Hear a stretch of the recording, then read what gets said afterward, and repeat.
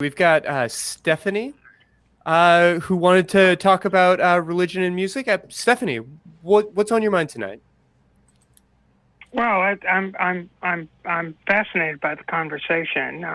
It seems to me that religion has provided a framework for people to be extremely creative. From Hildegard von Bingen, who is a in theory a chaste nun. A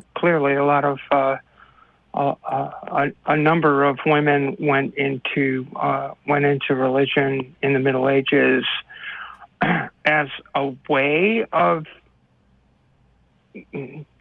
being the bride of Jesus. I don't know if you're familiar with Hildegard's work, but it's hauntingly beautiful stuff, all on religious themes, and right through to Leonard Bernstein's Mass. I mean, I think that creators have used the framework of belief to create some incredibly beautiful music. Yeah, that may very well be true. I guess I might suggest the idea that music can be a way of kind of creating something of an altered state. And I think that can kind of explain some of the attraction of music and maybe some of the connection between like religiosity and music. The fact that, drum circles and these different things can sort of create the experience of connecting with the divine and these kinds of things. Does that line up at all with what you're meaning to say here, Stephanie? Yeah, that's lining up exactly with what I'm meaning to say here, and also I think as a corollary to that is that it provides, if one is so inclined, it provides and is creative in that way. It can provide a means of dealing with internal conflict for the individual who's creating that music. You're creating the music to the glory of God. For some of us who have those internal conflicts in terms of, well, the glory of God is according to text, might be contrary to our actual substance as human beings, as we experience our lives as queer people. It can provide a way of crying out. Do you follow me at all? Yeah, so I'll go ahead and mention that there is already a link in the show notes for this episode about how music can be often used therapeutically, and there are a number of different musical therapies, and it would make sense to me. I mean, I certainly don't have to tell you, Ro, that music is often a way of getting something off your chest, whether we're talking about that in like a very kind of casual way or something that's a lot more profound. There is something very haunting about our ability to express ourselves in this way. And we are only now just beginning to be able to brain map and find these other methodologies to understand the mechanism of how that operates.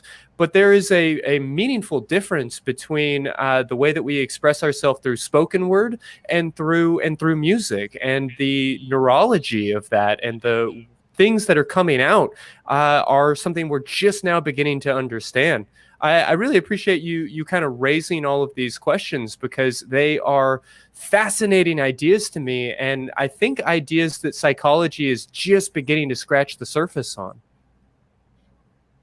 Right. I commend Leonard Bernstein's Mass, which is a sort of it does incorporate the liturgy of the Catholic Mass.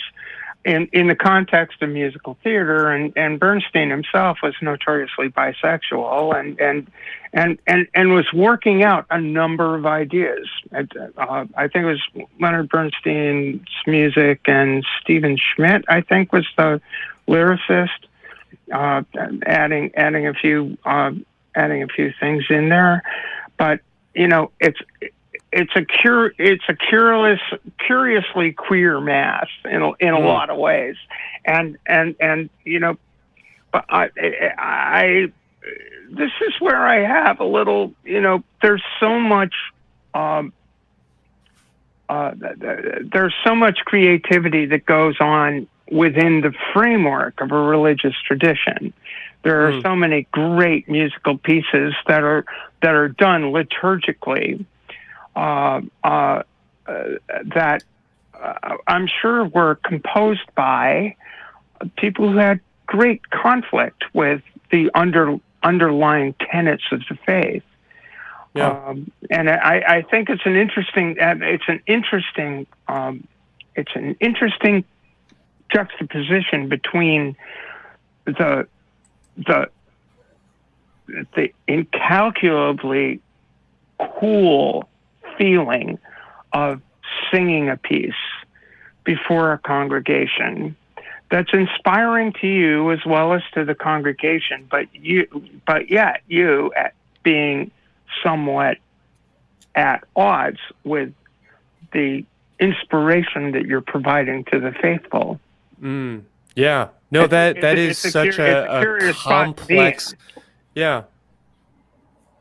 Yeah, no, that's kind of a lot of what I was looking to talk to Ro about. So I'm gonna let you go for now, Stephanie, and kind of jump back into the conversation, because that's a lot of what I'm wanting to look at. But I appreciate you kind of raising these issues and just highlighting some of the different ways that music can maybe be emblematic of, or maybe even help us resolve some of the internal conflicts that we experience, and maybe some of the disresonance, if I can crudely throw that word in here. Yeah, well, dissonance. It soothes the savage beast. So there you go. I'll let you carry on, and thank you so much for taking my call. I appreciate it. Yeah, absolutely. Thanks so much.